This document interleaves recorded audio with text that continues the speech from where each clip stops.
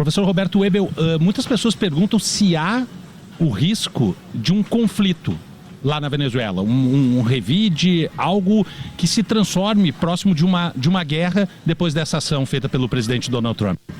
Olha, Thiago, o que me chama muito a atenção, claro que a gente está vendo as primeiras imagens, né? Tudo ainda muito recente, que eu tenho falado, a gente tem que ter muita cautela, muita calma, parcimônia nas análises neste primeiro momento, mas pelo que chega até nós, até agora, é que não houve uma resistência armada, uma resistência das Forças Armadas contra a incursão militar norte-americana. Me parece que essa captura do Maduro, né, ela encontrou provavelmente alguma resistência de seguranças, de guardas, né, presidenciais, mas me parece que não houve um conflito armado direto entre as forças venezuelanas e as forças norte-americanas. Guerra civil é uma preocupação, é um risco que nós pontuamos desde o final do ano passado, quando o presidente Trump começa a falar sobre essa mudança, essa provocação à mudança de regime na Venezuela, mas me parece que as manifestações são muito mais manifestações pacíficas do que um confronto direto. Então, acho que um terceiro elemento importante, agora recentemente veio a imprensa e veio também nas redes sociais uma declaração de um senador norte-americano citando o secretário de Estado dos Estados Unidos, Marco Rubio, de que, abre aspas, esta operação está concluída, não haverá mais operações militares dos Estados Unidos na Venezuela. O que me parece neste momento que o grande objetivo do governo norte-americano era mesmo capturar Maduro e provocar essa mudança de regime. Tanto é que tem um vetor importante aqui, Kelly e Thiago. A manutenção da vice-presidente Delcy Rodrigues, ela não foi presa, ela não foi derrubada, ela continua no poder, assume interinamente a presidência da Venezuela, até talvez como um canal de diálogo dos norte-americanos com este novo governo venezuelano. Então, claro, tudo pode mudar ao longo dos dias, mas me parece que essa guerra civil, que era um risco que a gente computava, pensava que poderia acontecer, neste momento parece que não vai acontecer, até porque os Estados Unidos alcançou esse seu objetivo, que era a captura do ditador Nicolás Maduro.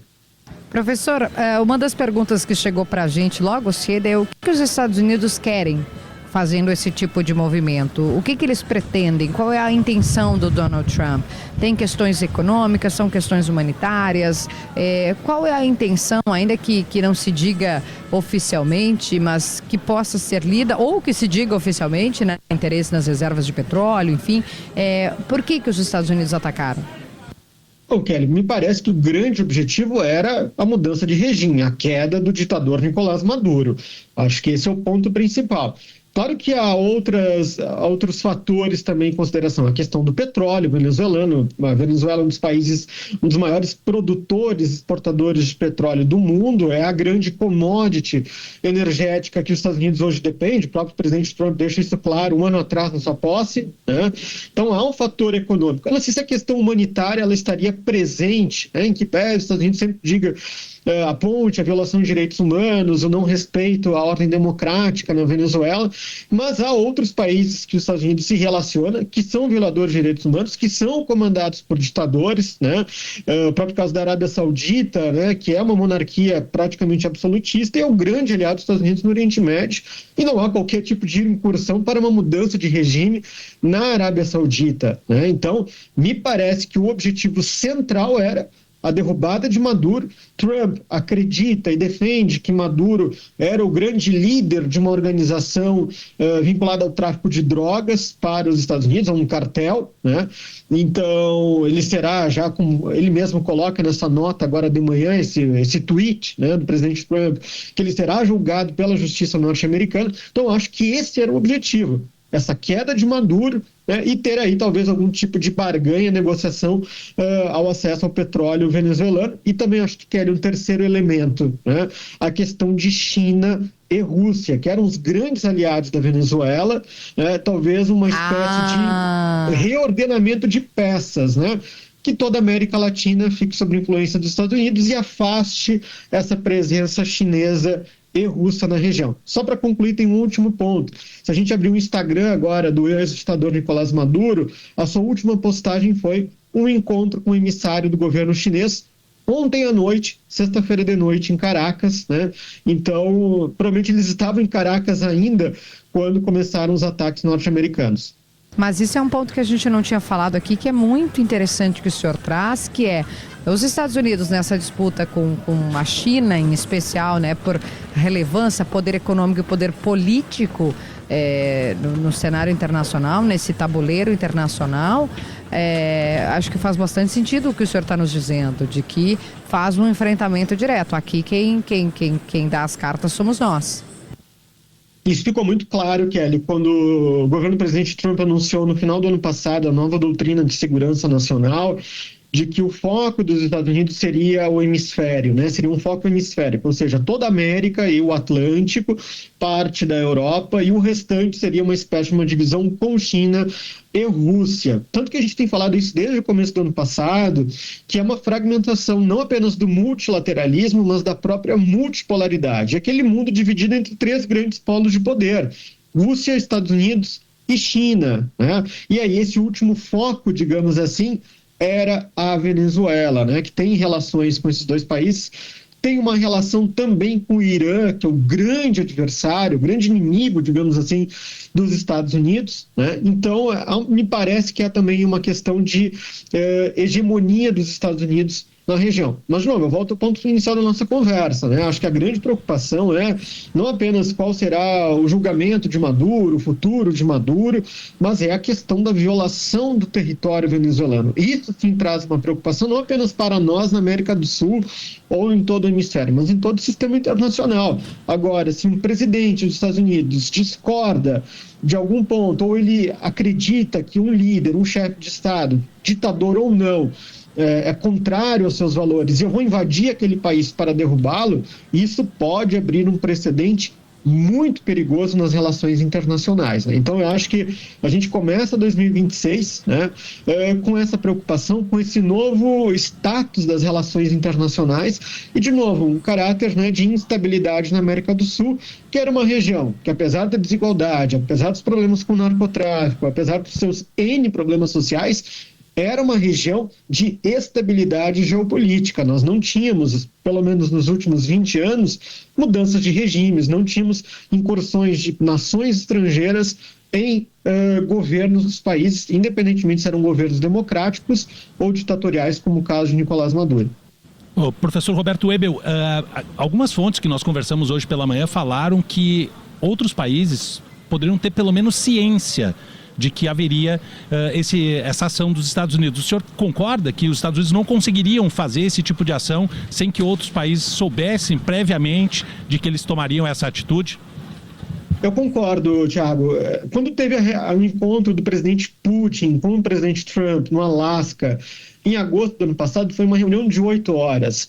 8 horas não são para falar apenas sobre amenidades ou sobre a Ucrânia. Certamente a questão venezuelana entrou em debate. Tanto é que logo depois dessa reunião, o presidente Putin liga para o presidente Lula. Veja bem, qual era o interesse do presidente Lula naquele momento sobre a Ucrânia? País distante, não está na nossa esfera de influência geopolítica direta, né? Certamente foi para falar sobre Venezuela. Então eu acredito que sim, a Rússia talvez tenha algum tipo de ciência, não da operação em si, mas dos interesses, né, dos Estados Unidos em tirar o governo Maduro, né, em essa mudança de regime. Não acredito que talvez a União Europeia tivesse ciência disso, até pelas notas que nós vimos hoje, né? O meu grande ponto de interrogação é a China. De novo, reitero, é muito curioso que poucas horas antes, a gente está falando aqui de cerca de 4, 5 horas antes da queda de Maduro, ele tivesse um encontro com emissários do governo chinês em Caracas. Se a gente abrir o Instagram agora, as redes sociais do ex-ditador Nicolás Maduro, a gente vai ver as imagens deste encontro, né? Então, talvez esse ponto de interrogação é se a China tinha ciência ou não, mas eu acredito que sim, a Rússia tinha algum tipo de conhecimento sobre esse objetivo do presidente Trump de mudança de regime na Venezuela. Tanto é que a nota até agora, se a nota do governo brasileiro é uma nota muito diplomática e pragmática, a nota emitida pela chancelaria russa lá em Moscou é uma nota muito menor e eu diria muito menos pragmática, né? É uma nota que praticamente, ok, tem uma mudança de regime, condenamos e parece que vida que segue, né? Então, eu acredito que a Rússia nós não veremos, né? Posso estar pecando agora em mudar o cenário, mas nesse momento me parece que Rússia e talvez a própria China não farão algum tipo de resposta imediata na Venezuela contra os Estados Unidos. E a questão do Brasil, professor, ainda nessa página que o senhor está, né, dos países saberem, ou pelo menos terem sido sinalizados, o senhor falou da reunião de 8 horas do Putin e do Trump, esse é o momento em que Brasil e Estados Unidos, talvez, né, nesse governo atual, tenho certeza que estão mais próximos, que conversam, que tiveram encontro, que teve uma química, né, que teve Trump, que teve Lula, que teve Mauro Vieira, que tem Geraldo Alckmin, toda uma série de encontros e de conversas e afinidade, inclusive, para a retirada de Magnitsky, para a retirada de tarifaço. Então, eu queria entender com o senhor se o Brasil também é parte... Eu não acho que a palavra é avisar, né? Não é que o Brasil foi avisado, não sei qual é o termo que a gente usa para isso, mas foi sinalizado ao Brasil de que esse tema estava também em discussão? Bom, Kelly, primeiramente, eu entendo que talvez sim o Brasil tenha sido brifado, né? É um termo que a gente usa muito, né? Sinalizado. Vamos usar brifado, melhor. Tenha sido brifado e sinalizado nos encontros do presidente Trump com o presidente Lula, mas essa operação que nós vimos nessa madrugada, muito provavelmente não. Muito provavelmente não tenha sido avisado, até por uma questão de segurança da operação para os norte-americanos. Claro. Então, eu imagino que não. E agora a segunda parte, de novo, posso estar arriscando, né, o que eu falar agora, daqui a pouco não se concretizar, mas eu entendo que talvez o máximo que o Brasil fará pela Venezuela é essa nota que nós vimos hoje de manhã, que foi uma nota muito diplomática, uma nota condenatória, de violação de soberania, não cita nominalmente o ditador Nicolás Maduro, não cita nominalmente os Estados Unidos e o presidente Trump, né? Por quê? Isso aí é o que preza no direito internacional e preza nas relações internacionais do Brasil. Em primeiro lugar, os interesses do Brasil. Quais são os interesses do Brasil neste momento? Defesa do multilateralismo, construção de boas relações com as grandes potências, Rússia, China e Estados Unidos, e defesa dos interesses nacionais, interesses econômicos nacionais. Então, o Brasil dificilmente abriria mão desse bom momento das relações com os Estados Unidos, de relaxamento das tarifas, de retirada da lei Magnitsky, em defesa de um ditador caído, né, que já não tinha muita simpatia deste governo Lula 3. É verdade. Vale ressaltar. Até agora, o governo brasileiro não havia reconhecido a vitória de Nicolás Maduro nas últimas eleições. Mantinha relações, mantinha a embaixada por uma questão protocolar e por uma questão também de interesse nacional. Porque toda a energia que o estado de Roraima, lá no norte do Brasil, consome, vem da Venezuela. Então havia um interesse estratégico.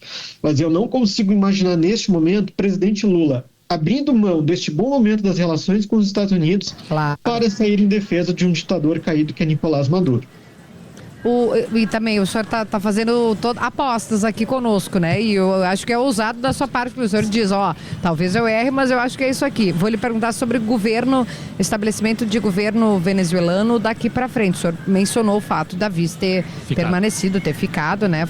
Tiraram o Maduro e ela continua lá. O senhor acha que os Estados Unidos participarão dessa continuidade, né, de qual será o governo, dessa ruptura de indicar quem vai ser, ainda que seja ferir soberania, isso não tem dúvida, mas que os Estados Unidos vai participar desse processo? Olha, Kelly, nós temos aqui, acho que 3 cenários, né? A gente não tem bola de cristal, quem trabalha com relações internacionais, mas a gente trabalha muito com cenários, né, que podem ou não se concretizar. Eu entendo que o primeiro cenário é a manutenção, como se mostrou claro até agora, da vice-presidente, agora presidente interina, Delcy Rodrigues, né, no cargo, para uma transição. Certamente os Estados Unidos vão tentar provocar algum tipo de transição de regime, realização de novas eleições, ou que o presidente eleito, o Edmundo Gonzalez, possa assumir a presidência, alguma coisa nesse sentido. Eu acho que esse é um cenário foco nesse momento. Um outro cenário, né, um cenário mais otimista, seria a provocação, otimista para o governo Trump, é claro, né, a provocação de uma queda também na Delcy Rodrigues e a realização de eleições. E talvez um cenário mais pessimista seria um golpe de Estado com o apoio dos militares venezuelanos, né? E aí uma adoção de uma junta militar. São os 3 cenários que a gente tem à mesa. O cenário foco que eu trabalharia neste momento é uma manutenção, não sabemos por quanto tempo, de qual forma, da presidente Delcy Rodrigues e a provocação para novas eleições ou para a entrega do governo para o Edmundo Gonzalez, que foi eleito nas eleições do ano passado na Venezuela. Então, são os 3 cenários que a gente trabalha. Um dos 3 poderá ocorrer, talvez até um 4º cenário que a gente não tenha colocado à mesa neste momento.